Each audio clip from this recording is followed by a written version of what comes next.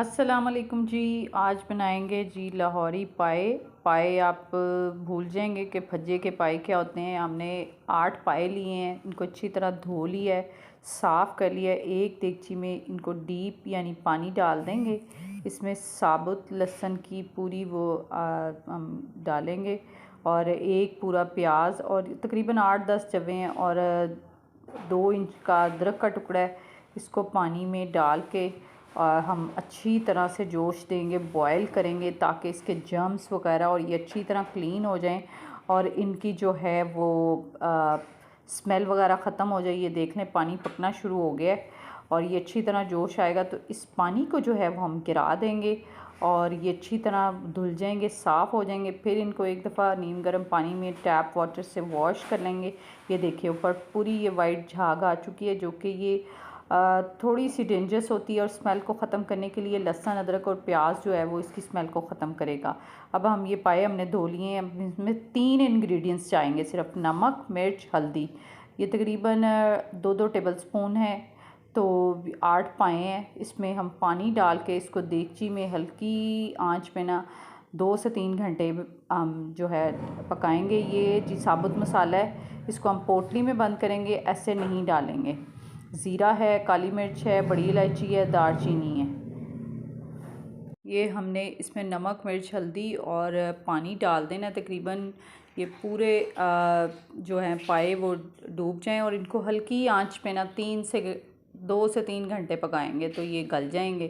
یہ پوٹلی بھی باندھ کے ڈال دی ہم نے، اور یہ سیکرٹ ریسیپی ہے جو کہ اصلی لاہوری پائے ہوتے ہیں۔ پائے کھانے والے بہت طریقوں سے پائے بناتے ہیں۔ یہ دیکھیں مسالہ میں الگ سے بناؤں گی۔ ایک دیگچی میں آپ نے تقریباً 1 سے 1.5 گلاس پانی ڈالنا ہے، اور 3 عدد ہم نے پیاز لیے ہیں، سلائس میں کاٹ لیے ہیں۔ 10 سے 12 جوے جو ہے وہ لہسن ہے، اور اس میں جائے گا جی سیکرٹ مسالہ اب آپ سے شیئر کروں گی جو پائے کی اصل ریسیپی ہے، لاہوری بھجا پائے۔ نمک، مرچ، ہلدی ہم تقریباً 1 ٹیبل سپون اس میں ڈالیں گے، اور یہ جی سفید زیرہ 1 ٹیبل سپون، اور 1 ٹی سپون اجوائن جائے گی۔ اس کو دھو کے ہم نے اب پونی میں صاف کر لی ہے تاکہ اس کی جو مٹی اور ذرات وغیرہ ہیں وہ نکل جائیں۔ اور یہ لہسن آپ کے سامنے ہے، تقریباً 12-13 جوے ہیں، اور اس میں ادرک اس وقت نہیں جائے گا۔ یہ ہم پانی میں جو ہے یہ پیاز شامل کر دیں گے، اور یہ مسالے ڈال کے اس کو بھی ہم تقریباً 1 گھنٹہ ہلکی آنچ پہ پکائیں گے تاکہ یہ مسالہ بالکل سافٹ ہو جائے اور پک جائے۔ یہ اس کی وہ ریسیپی ہے جو پائے لوگ مختلف طریقوں سے بناتے ہیں، لیکن میں ہمیشہ ایسے بناتی ہوں جو کہ بہت اعلیٰ اور شاندار بنتے ہیں۔ یہ دیگچی میں نے پانی ڈال کے مسالہ ڈال کے سب کچھ رکھ دیا ہے۔ پائے کھانے کا اصلی مزہ لاہوری پایوں سے ہی آتا ہے۔ یہ جی پائے ادھر پکنا شروع ہو گئے ہیں، دیکھیں بالکل یہ گل چکے ہیں، اچھے سے بالکل گل چکے ہیں۔ اب اس کا پانی ہم خشک کریں گے۔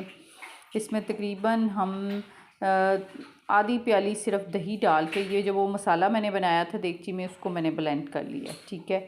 بلینڈ کرنے کے بعد ہم یہ پایوں میں شامل کر دیں گے۔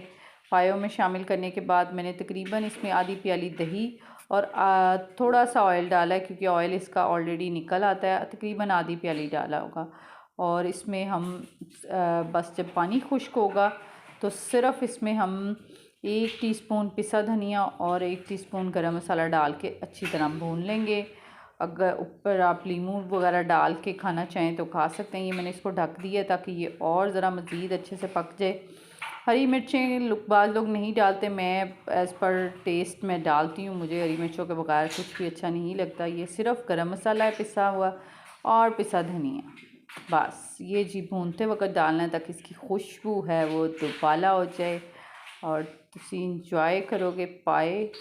پائے جو ہیں وہ پکانا کوئی آسان کام نہیں ہوتا، بہت ٹائم کنزیومنگ چیز ہے، اور جتنے اچھے ہلکی آنچ پہ پکتے ہیں اتنے ہی مزے کے لگتے ہیں۔ اور پریشر کوکر میں نہ پکایا کریں، پریشر کوکر میں وہ ٹیسٹ نہیں نکل کے آتا جو کہ ایسے دیگچی میں ہلکی آنچ پہ آپ پکاتے ہو تو نکلتا ہے۔ تو رمضان سے پہلے اگر پائے کھا لیں تو آپ کی امیونٹی اور طاقت جو ہے وہ رمضان کے لیے بحال ہو جائے گی۔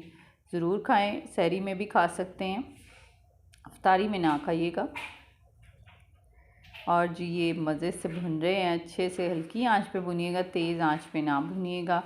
اور یہ جی پائے تیار ہو چکے ہیں۔ سبسکرائب، لائک اینڈ شیئر، جزاک اللہ۔